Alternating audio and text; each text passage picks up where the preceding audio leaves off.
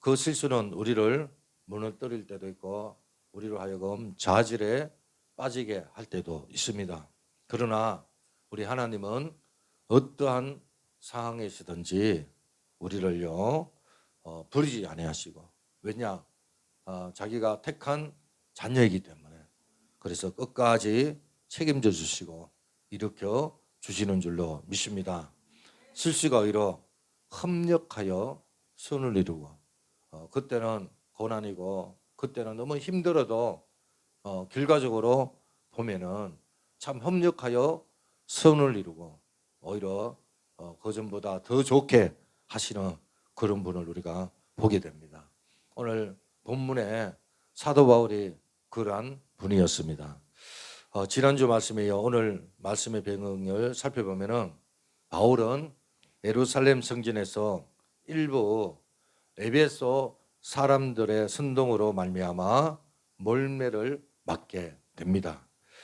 당시 출동한 청부장과 군인들에 의해 가지고 위기를 모면을 하거든요. 그는 영내로, 그러니까 로마 군인 그 영내로 들어갈 찰나에 이 천부장에게 요청을 하여 그 자리에 자신이 예수 믿기 전에 어떠했으며, 그리고 또 어떤 동기로 예수님을 믿었는지, 정말 이렇게 위기를 모면해 가지고 로마 영내로 들어가는 그 찰나에, 자, 절 보세요. 자, 말씀을 놓치면 안 됩니다. 하나님께서 오늘 여러분이 추운데 오셨는데 많은 은혜를 주실 줄로 믿습니다. 그래서 바울이 이제 천부장은 1000명의 군사를 거느리고 있어서 천부장입니다. 백부장은 100명의 군사를 거느리는 장관이거든요. 그래서 이 천부장에게 요청을 합니다. 자기가 예수 믿기 전에 어떤 사람이었고 또 어떤 동기로 예수를 믿게 됐는지, 그리고 예수님을 믿고 난 후에 자신의 삶이 어떻게 변화가 되었는지, 그런 것들을 좀 사람들에게 얘기할 수 있도록 기회를 달라고 합니다. 그런데 그가 이 사람들, 군중들에게 그런 것들을 이제 간증이라 그러죠. 일명 간증을 하고 난 후에 오히려 사람들이요 자극을 받아가지고 더 마음에 분을 일으키는 것을 보게 됩니다. 그래서 바울을 막 죽이려고 하잖아요. 이에 천부장은 이 바울을요 군대 안에 영내로 이끌어 피신시키는 것을 보게 됩니다. 이튿날 로마 천부장은 바울을 대한 유대인들의 고소를 정확하게 파악하기 위해서, 그러니까 뭐 난동이잖아요, 일명. 그런 난동의 그 배후에, 아니 저들이 왜 저렇게 바울을 싫어하고 바울에 대해서 적개심을 가지고 있는지에 대해서 정확하게 파악을 하기 위해서 제사장들과 또 공회원들을 다 모집을 합니다. 그리고 바울을 불러 세웁니다. 이 경회에 불러 가지고 바울은 그 많은 사람들을 보면서요 한동안, 성경에는 주목을 했다 그러거든요. 그 한동안 이렇게 사람들을 주목하면서 쳐다보면서 이 이혼들에게 다음과 같이 담대하게 말을 합니다. 그 말이 오늘 1절이거든요. 한번 볼까요? 시작. 바울이 공회를 주목하여 가로되 여러분 형제들아, 오늘날까지 내가 범사에 양심을 따라 하나님을 섬겼다. 그 형제들아 이렇게 말. 왜냐하면은 사도 바울도 유대인이었잖아요. 그래서 같은 동족임을 인식을 하고, 그래서 형제들아 오늘까지 내가 범사에 양심을 따라 하나님을 섬겼다, 그렇게 말을 합니다. 근데 당시 대제사장들 있잖아요.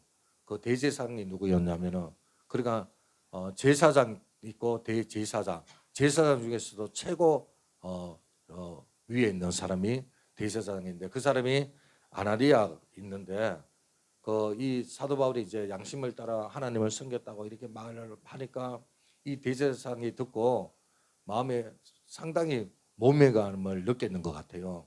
그래서 주위에 있는 사람들에게 뭐라고 명령하냐면은 바울의 입을 쳐라. 저 더러운 입을 쳐라. 왜냐하면은 사도 바울이 내가 범사에 양심을 따라 하나님을 섬겼다고 이렇게 말하니까 이 대제사장이 들을 때는 정말 간단치는 않거든요. 그래서 주위에 있는 사람들에게 그 입을 치라고 이야기를 합니다. 그러자 바울이 즉각 반응을 합니다. 보세요. 3절에 볼까요? 바울이 가로되 해칠한 답이요 하나님이 너를 치시로다. 너가 나를 율법대로 판단한다고 앉아서 율법을 어기고 나를 치라 하느냐 이렇게 말합니다. 여러분 이 대제사장 아나니아가 바울 곁에 있는 사람들에게 그 입을 치라고 이렇게 했을 때 이 사도 바울이요 즉각적으로 반응을 하면서 상당히 화가 난 것 같아요. 사도 바울도. 왜냐하면 원래 바울의 성격이요 불같습니다. 느긋한 사람이 아니에요. 그러니까 요즘 말로 말하면 좀 온유한 그런 사람이 아닌 것 같아요. 왜냐하면은 이 같은 사실은 바울이 2차 선교 여행을 떠나려고 할 때 바나바가 1차 선교할 때 같이 누가 갔습니까? 마가 요한하고 같이 동행했는데 그 요한이요, 마가 요한이요 중도에 포기하고 돌아가지 않습니까? 그래서 2차 전도 여행을 할 때도 바나바가 마가 요한을 같이 데리고 가자 그랬을 때 사도 바울은 안 된다, 그럴 수 없다 그러면서 그 자리에 두 사람이 다투면서 결백을 하는 것을 보아 우리가 참 사도 바울이 그냥 보통 성격이 아니라는 것을 우리가 짐작할 수가 있습니다. 지금 바울이 대제사장을 향해서 해칠할 담이다. 이거는 저주거든요. 정말 욕 중에서도 최고로 높은 욕입니다. 그런 저주를 사도 바울이 대제사장에게 하니까요. 그래서 바울 곁에 선 사람들이 바울에게 뭐라 그러냐면 너가 어찌하여 하나님의 대제사장을 욕하느냐 그렇게 말합니다. 이로 인하여 공회원들의 마음이요 완전히 다치는 걸 보게 됩니다.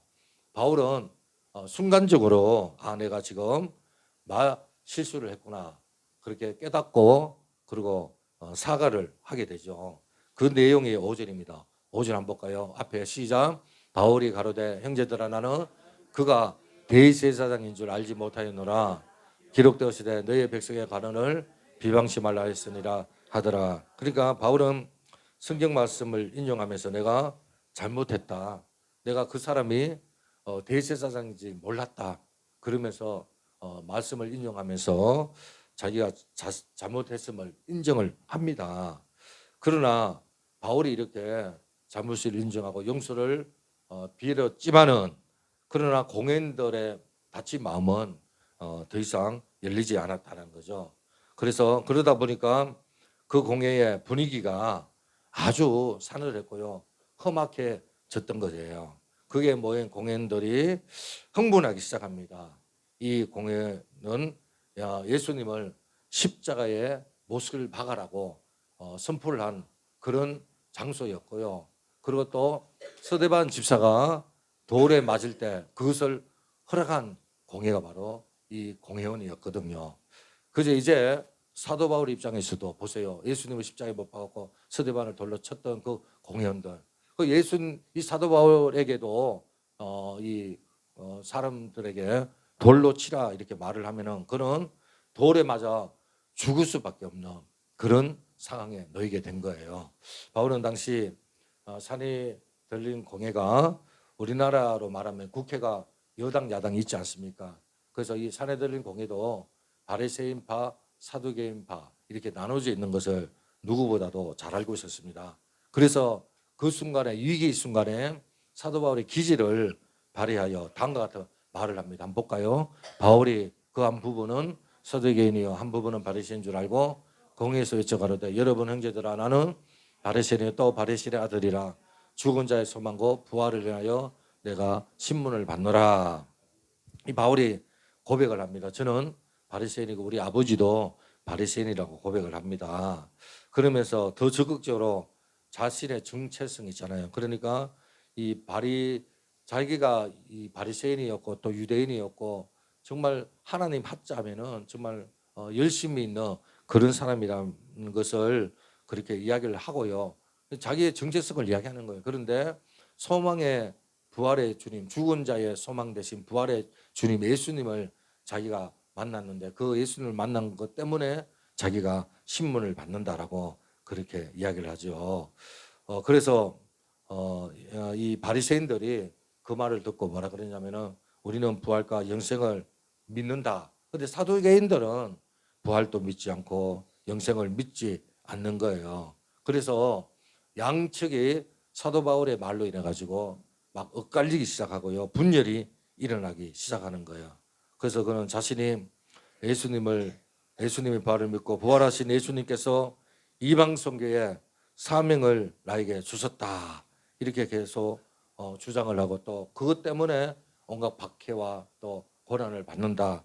이렇게 이야기를 하는데 그랬을 때 이 사두개인들하고 바리새인들이요.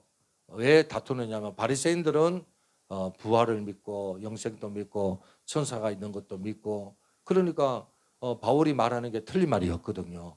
근데 사도계일은 부활도 없고 소망도 없고 천사도 없고 영생도 없고 그러니까 그저 이제 지식밖에 없는 거예요. 이 사도 바울 이 바리새인과 사도계인들이 서로 이렇게 이제 이야기를 하면서 그 이야기를 듣던 바리새인의 서기관 몇 명이 일어나 가지고 뭐라고 말합니까?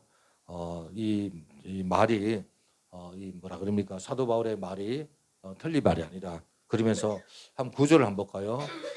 크게 허화가 일어났어요. 바리새인 편에서 몇 서기관이 일어나 다투어 가로되 우리가 이 사람을 보며 악한 것이 없도다. 혹 영이나 혹 천사가 저더러 말씀에 어찌 하겠느냐 하여 그러면서 이 바리새인의 신앙적으로 볼 때 바울에게 일어난 모든 일들이 실제로 절대적인 하나님의 뜻대로 일어날 수 있는 일이라 하면서 서기관들이 그렇게 이야기를 하지 않습니까? 이로 말미암아 사내들인 공회에 분쟁이 더 극화된 것을 보게 됩니다. 이 사도개인들은 부활을 반대하기 때문에 치고받고 막 난리가 나고요.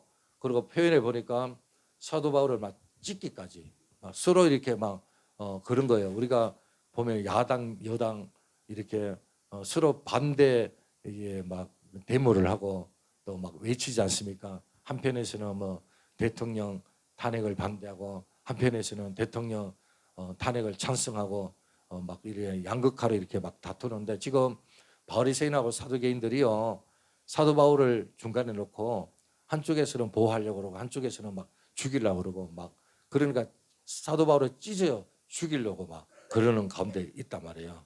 그래서 그것을 바라본 청부장이 어떻게 합니까?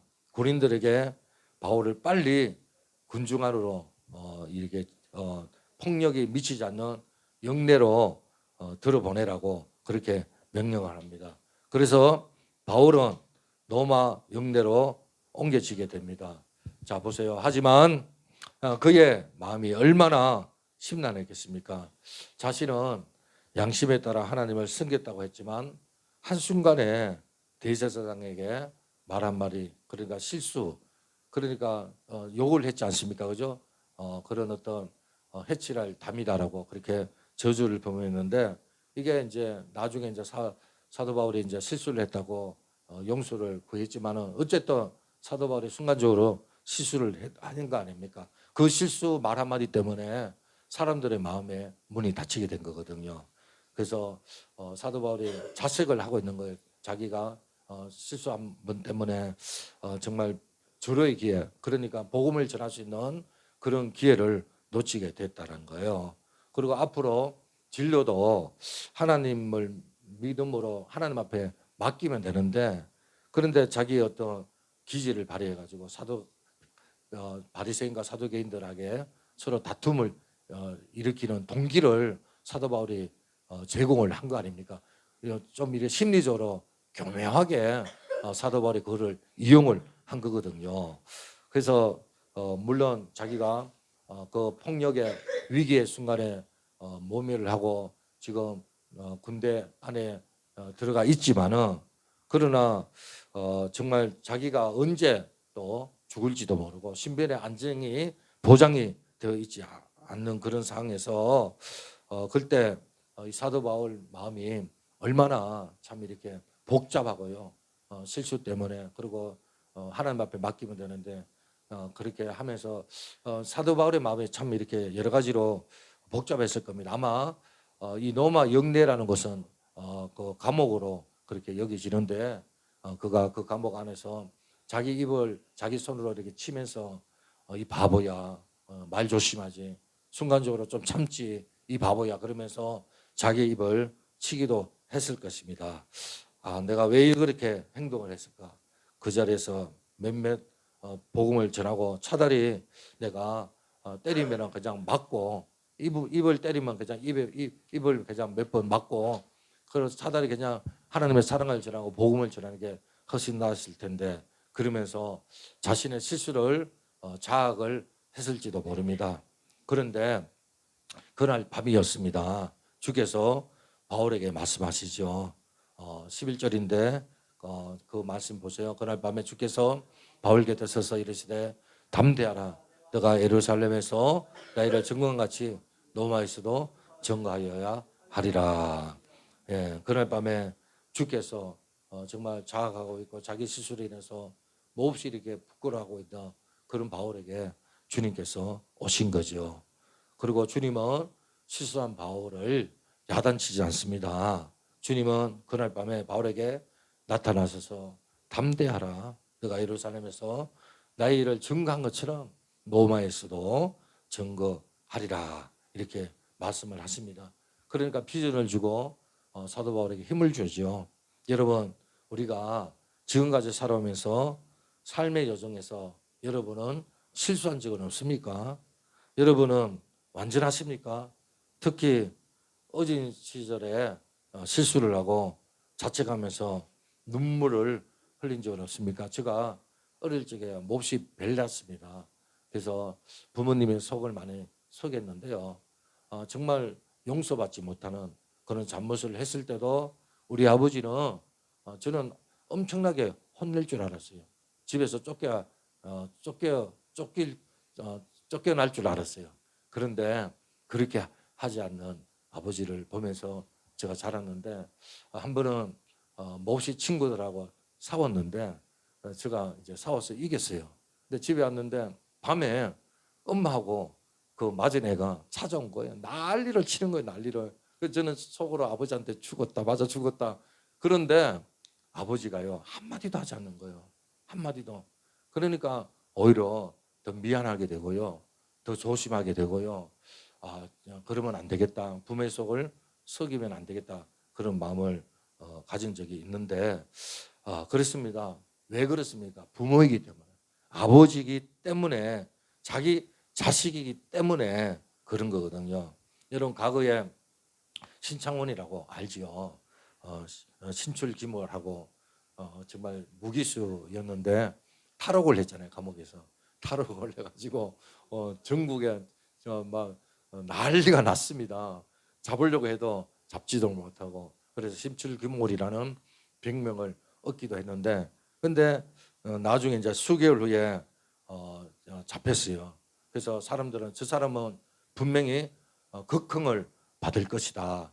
그렇게 생각을 하고 사실 그랬습니다. 무기수가 탈옥을 했으니까. 그리고 얼마나 많은 사람들에게 또 폐를 줬습니까? 그런데요. 아버지가 이야기를 해요. 그의 친아버지가 제발 극형만은 면하게 해달라고. 우리 아들이 정말 용서받지 못하는 잘못을 했지만은 이 극형이 뭡니까? 사형만은 면하게 해달라고 그렇게 예언을 했답니다. 여러분 그게 아버지입니다. 자식이 비록 죽을 죄를 지었다 할지라도 아버지는 그렇지 않습니다. 오늘 본문에 보면은 주님이 바울 곁에 나타났습니다. 자신의 실수로 인해서 자신도 도저히 자기 자신을 용서할 수 없는 그런 자신에게 주님이 나타나셔서 담대하라. 담대하라. 그러면서 너가 할 일이 있다. 내가 너와 함께 하겠다. 그런 비전을 주는 주님을 보게 되잖아요. 지금 의기소침해 있는 그에게 용기를 주는 주님을 보게 됩니다. 너가 예루살렘에서 나를 증거같이 로마에서도 나의 증인이 돼야 된다. 여러분, 내가 주님이라면 너 쓸데없어. 너 사용항에서 우리가 그러잖아요. 세상에는 직원들 이렇게 쓰면은 일 잘하면 쓰지만 좀 실수하고 못하면 잘라버리잖아요. 그죠? 근데 주님은요, 실수가 많은 이 사도 바울을요, 끝까지 이렇게 용기를 주고 희망을 주는 그런 것을 보게 됩니다.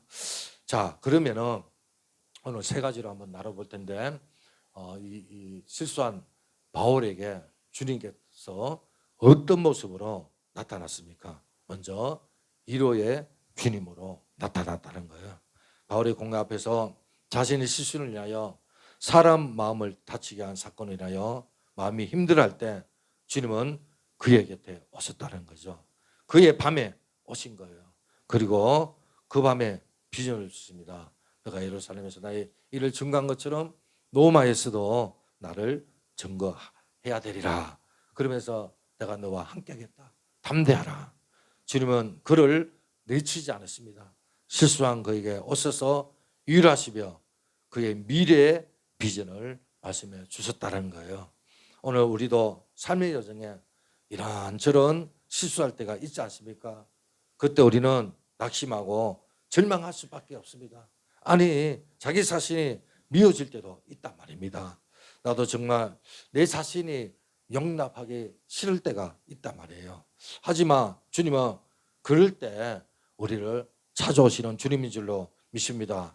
그리고 그 곁에 계시는 거예요. 함께 해주겠다는 거예요. 너와 함께 하겠다는 거예요. 너를 도와주겠다는 거예요. 너를 부끄럽지 않게 해주겠다는 거예요. 그래서 우리는 어떤 상황에 놓여 있달지라도 우리 곁에 오셔서 우리와 함께 하시는 그 주님을 바라봐야 될 줄로 믿습니다. 우리가 주님을 바라볼 때 우리는요, 모든 것이 걱정 다 사라지게 되는 줄로 믿습니다. 더 이상 실수의 자리에서 머물지 않고 우리 하여금 그 자리에서 일어나게 하시는 줄로 믿습니다. 우리가 전에 자주 불렀던 복음성가 중에 괴로울 때 주님의 얼굴 보라, 그 찬양이 있지 않습니까? 그 찬양 가사가 그렇습니다. 괴로울 때 주님의 얼굴 보라, 능력의 주님 바라보아라. 세상에서 시달릴 친구들아, 위로의 주님 바라보아라. 눈을 들어 주를 보라. 내 모든 염려 주께 맡겨라. 슬플 때에 주님의 얼굴 보라. 사랑의 주님 안시 주리라. 할렐루야. 우리 주님이 바로 이런 분입니다. 여러분, 우리에게 너 자신을 보지 말고, 과거를 보지 말고, 실수를 보지 말고, 너의 허물을 보지 말고 주님을 바라보라고 말씀하시는 줄로 믿습니다. 그때 너에게 위로와 안식을 주시겠다는 거예요. 주시겠다는 거예요. 사랑의 주님이 너에게 참된 안식을 주시겠다라고 말씀하시는 줄로 믿습니다. 그런데 우리가 여기서 주목해야 될 부분이 있다예요. 그것은 뭐냐? 우리 주님께서 바울 곁에 서서 너가 예루살렘에서 나를 증거한 것처럼 로마에서 증거해라 그러면서 비전을 주시지 않습니까? 담대하라고 말씀을 했지 않습니까? 그러면은 환경이 좋아져야 되지 않겠습니까? 뭔가 좀 내 상황이 나아져야 되지 않습니까? 그런데 오늘 본문에 보면은요, 주님의 위로가 있었음에도 불구하고 사도 바울에게 있어서 더 심한 고난이 있는 것을 보게 됩니다. 우리 12절 한번 볼까요? 시작. 나리세베 유대인들이 당을 지어 명사대 바울을 죽이기 전에는 먹지도 아니하고 마시지도 아니하겠다고 이같이 동맹한 자가 40여 명이라. 그 40여 명이 동맹을 해가지고 조직을 갖추어가지고 죽이기 전에, 사도 바울을 죽이기 전에 먹지도 않고 마시지도 않겠다, 그렇게 말을 합니다. 여러분, 이게 얼마나 엄청난 일입니까? 정말 정반대 상황이 일어나지 않습니까? 여러분, 이 암살단이 지금 조직이 되는 거건데요, 이 사실은 바울이 정말 바울에게 있어서는 얼마나 주님이 좀 나타나셔서 희망을 주고 소망을 주고 담대하라 이렇게 하면 좀 상황이 나아지던가 그래야 되는데, 그런데요, 더 이렇게 악한 고난이 따르는 것을 보게 되면서, 그런데 이 사실을요, 사도 바울의 생질이 그 사실을 알게 됩니다. 그러니 로마군 영내 감옥에서 그가 얼마나 힘들겠습니까? 오늘 우리가 살아가고 있는 사회는 무한 경쟁 시대인데 우리가 조금만 실수돼도요 주위의 사람들이 공격을 합니다. 우리의 잘못을요 정말 용서하지 않습니다. 그것이 또는 직장 동료일 수도 있고요, 또 친구일 수도 있고요, 또 때로는 어릴 모를 공격을 우리가 받을 때도 있다 이겁니다. 그럴 때마다 우리는 주님의 말씀을 깊이 생각하고 우리가 주님을 바라봐야 될 줄로 믿습니다. 23장 11절에 보니까 바울이 주님께 바울 곁에 서서 담대하라, 너가 예루살렘에서 나 일을 증거한 것처럼 로마에서도 증거하여야 되리라. 그러면서 걱정하지 마라, 내가 너를 택했다. 그러니까 택한 백성은 사명이 다하기까지는 절대로 죽지 않습니다. 그 누구도 해하지 않습니다. 왜냐, 나는 나의 도구이기 때문에 내가 너를 위하여 보낸 일을 완수하기도록 내가 너와 함께하겠다, 그렇게 이야기를 하는 거거든요. 이처럼 주님은 낙심 가운데 있는 사도 바울에게 위로해 주시는 그런 분임을 보게 됩니다. 여러분, 우리 삶에 어떤 폭풍이 몰이친다 할지라도, 모든 일에 막막해진다 할지라도 여러분, 우리가 정말 주님이 우리를 지켜주시고 주님이 우리와 함께 한다는 거, 위로하신다는 거 잊지 마시길 바랍니다. 이런 아프리카 대륙에요 빛을 가져온 선교사가 있는데 누군지 아십니까? 리빙스톤입니다. 이분이 하루는 모교, 이 스코틀랜드 글라스고라는 모교에 가서 강의를 했는데, 강의를 끝나고 학생들이 질문을 해요. 선교사님, 선배님, 선교사님, 그러면서 그쪽에 아프리카의 정글에는 독총도 많고 뱀도 많고 맹수도 많고 질병도 많고 식인종도 있는데, 그런데 그 무더운 정글에서 어떻게 혼자서 몇 달씩 그렇게 지낼 수 있었습니까? 이 질문을 합니다. 그때 리빙스턴이 말을 합니다. 사자에게 물어뜯긴 너덜거리는 왼쪽 팔을요 그 학생들에게 보이면서, 뭐라는데 또 학생들에게 보이면서 이 너덜거리는 팔을 보이면서 말을 합니다. 그것은 바로 이것입니다. 보라, 내가 세상까지 너희와 함께 있으리라. 저는 이 말씀 위에 모든 것을 발견하고 그 정결에서 사역을 했습니다라고 말하는 거예요. 이 사자가 정말 자기 손을 물어 뜯을 때도 자기는 주님이 자기와 함께 한다는 사실을 확신했다는 거예요. 그래서 사자의 입에서도 살게 됐다는 거예요. 그래서 주님이 함께 하기 때문에 그 독총과 맹수가 들끓는 정글에서 내가 살아날 수 있었고 이 사명을 감당할 수 있었다, 그렇게 고백을 했다는 거예요. 여러분, 자, 이것이 리빙스톤에게만 주신 말씀입니까? 여러분, 오늘 사도 바울에게 밤에 주님이 있어서 위로하시고 담대하라고 말씀하신 그 주님이 사도 바울에게만 말씀을 하셨겠냐는 겁니다. 오늘 우리에게도 주신 말씀인 줄로 믿습니다. 오늘 우리 각자에게 주님이 말씀을 하고 있는 거예요. 위로하시는 거예요. 주님은 이 땅에 사는 모든 사람에게 그 사람이 어떤 고난이 있다 할지라도, 어떤 상황에 놓여 있다 할지라도 우리 주님만 바라보기를 원하는 줄로 믿습니다. 그리고 두 번째는 섭리하시는 하나님이에요. 사도 바울의 공회에서 자신의 혈기를 다스리지 못하고 말의 실수로 인해 가지고 많은 사람들의 마음문을 닫히게 했지 않습니까? 하지만 하나님께서는 그런 그에게 너는 로마에 가서 정언하게 될 것이다, 그렇게 말씀을 하십니다. 그 방법에 대해서는 얘기해 주지 않습니다. 하지만 하나님께서는 바울을 우여곡절 끝에 정말 로마로 결국에는 인도하실 거라는 거거든요. 사실은 인간적으로 볼 때 사도 바울은 로마에 갈 수가 없습니다.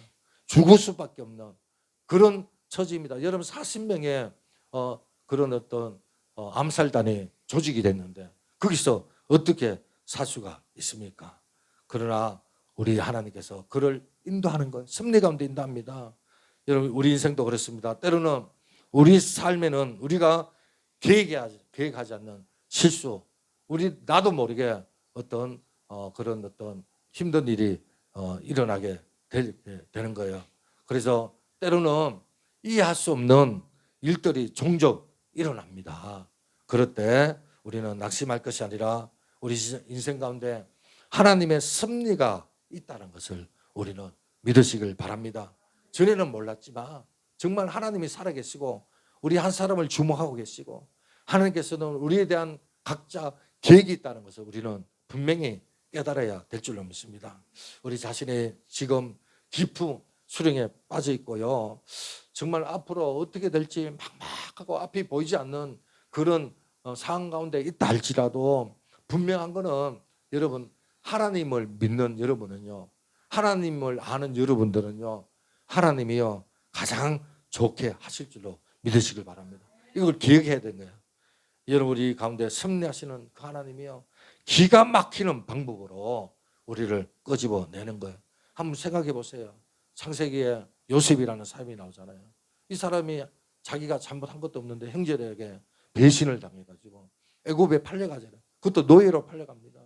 여러분 그 노예뿐만 아니고 나중에 또 감옥에 가요. 감옥에 갇혀요. 자기가 잘못해서 감옥에 가면 이해가 되잖아요.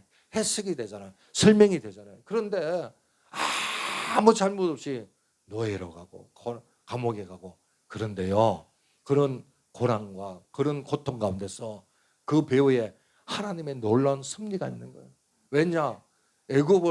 이 요셉을 애굽에 보내야만이 국무총리를 만들지 않습니까?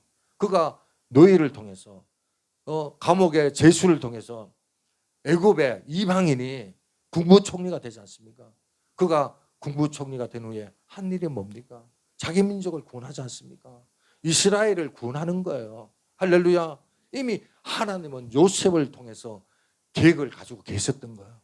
고난을 통해서 노예라는 기가 막히는 그 수렁을 통해서 하나님은 그 고난 배후에 그 뒤에 하나님의 축복을 요셉을 통해서 이루어 가시는 것을 보게 됩니다. 할렐루야. 이스라엘을 구원하기 위한 하나의 방법으로 그렇게 서시더라고요. 여러분 난세에 영웅이 난다. 여러분 우리 삶 가운데 여러분 이 빛도요 해도요 가장 어두울 때 이 봄에는요 아침이 밝아오는 거거든요. 여러분 우리가 정말 힘든 가운데 있습니까? 하나님의 섭리가 있다는 것을 믿으시길 바랍니다. 우리 하나님은 우리 인생을 섭리하시는 하나님이에요. 그럼 어떤 상에 놓여 있든지 섭리하시는 하나님을 바라보시길 바랍니다. 할렐루야. 더 나아가서 능력의 하나님이라는 거예요. 오늘 본문에 보면 바울이 노마 군대 영내에 하룻밤을 지내고 있을 때 유대인들이 40명의 그 암살단을 조직하지 않습니까? 먹지도 않고 마시지도 않고 그 사도 바울이 죽이기 위해서 그렇게 하겠다라는 거거든요. 그러니까 죽이겠다는 거예요. 그 매복해 있던 거예요. 그러니까 여러분 사도 바울은 꼼짝없이 죽을 수밖에 없는 거예요. 그런데 주세 보세요. 하나님이 어떤 하나님인가? 그 생기를 통해서요. 그 사실을 알게 하고요. 그리고 이 생질이 조카지요, 그죠? 이 조카가요. 나중에 백부장을 찾아갑니다. 근데 유대인 이방인이 그러니까 이 노마가 아니잖아요. 이 노마인이 아니잖아요. 전혀 상관없는 그런 데서 뭐 그 청년이 뭐 국회의원도 아니고 뭐 저명한 사람도 아니고 아무 이름도 없는 무명의 사람이 그 노마 영내로 들어간다는 것도 참 하나님의 능력이고 또 백부장을 만나는 것도 능력이고 또 백부장이 그 청년의 말을 듣고 청부장에게 알리는 것도 능력이고 할렐루야. 그 청부장이 그 청년의 말을 듣고 어떻게 합니까? 노마 군대 470명을 또 결속을 시킵니다. 470명의 군대를요 또 모집을 해가지고 사도 바울을요 안전하게 벨릭스 총재에게 가도록 호위병을 세웁니다. 그러니까 40명의 암살단이 있다 할지라도 바울을 건들지를 못하는 거예요. 머리털 하나 건들지를 못하는 거예요. 왜? 하나님께서 그렇게 하시니까 하나님이 다 백부장의 마음을 움직이고 청부장의 마음을 움직여가지고 그 청년이 뭐라고 아무 이름도 없는 그 무명의 청년의 말을요 신뢰하게 하고 그 말을 듣게 하고요. 그래서 470명의 군대를요 만들어 가지고요 사도 바울을 그렇게 무사히 멜리스 총독에게 가게끔 하는 그 하나님의 능력, 할렐루야. 그 하나님은요 사사골 속에서도 다니엘을 건집니다. 아멘. 풀물불 속에서도 머리털 하나 상하지 않도록 건지시는 우리 하나님인 줄로 믿습니다. 홍해 바다를 육지처럼 건너게 하시는 분이 우리 하나님인 줄로 믿습니다. 강야에서도 길을 내는 분이 바로 우리 하나님이에요. 그분이 바로 능력의 하나님인 줄로 믿습니다. 여러분 한번 생각해 보시기 바랍니다. 여러분 갑자기 나타나는 이 청년, 하나님 이 청년을 통해서 능력을 발휘하시고 바울을 건지시고 바울을 인도하시는 그 하나님, 그 하나님의 능력을 신뢰하시길 바랍니다. 여러분이 그 하나님을 신뢰할 때 그 능력의 하나님이 여러분 삶 속에 함께할 줄로 믿습니다. 여러분 그러므로 우리 모두 다 하나님을 신뢰하시길 바랍니다.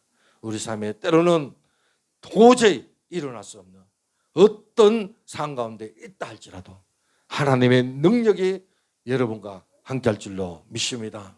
사랑하는 여러분, 이제 말씀을 마칠게요. 우리의 삶 자리에서 오늘 사도 바울처럼 때로는 실수할 수도 있습니다. 이런저런 우여곡절을 겪을 때가 많이 있습니다.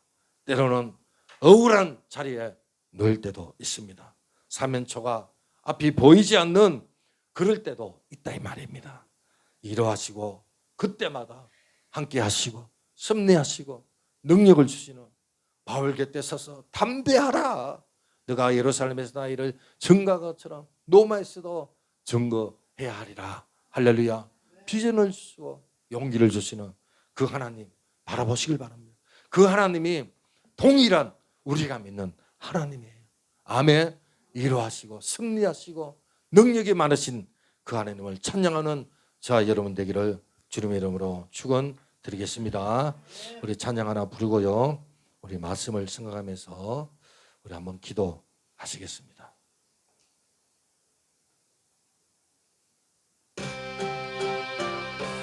더울 때 주님의 얼굴 보라. 병아의 주님 바라보아라. 세상에서 시달린 친구들아 위로의 주님 바라보아라. 눈을 들어 주를 보라. 내 모든 염려 주께 맡겨라. 슬플 때에 주님의 얼굴 보라. 사랑의 주 안식 주리라. 미었고 내 마음 연약할 때 능력의 주님 바라보아라. 주의 이름 부르라. 모든 자를 힘주시고 널 지켜주시리. 아멘. 눈을 들어 주를 보라. 내 모든 염려 주께 맡겨라. 슬플 때에 주님의 얼굴 보라. 사랑의 주님 안식 주리라. 눈을 들어 주를 보라. 내 모든 염려 주께 슬플 때에 주님의 얼굴 보라. 사랑의 주님 안식 주. 한 번 더 부르겠습니다. 괴로울 때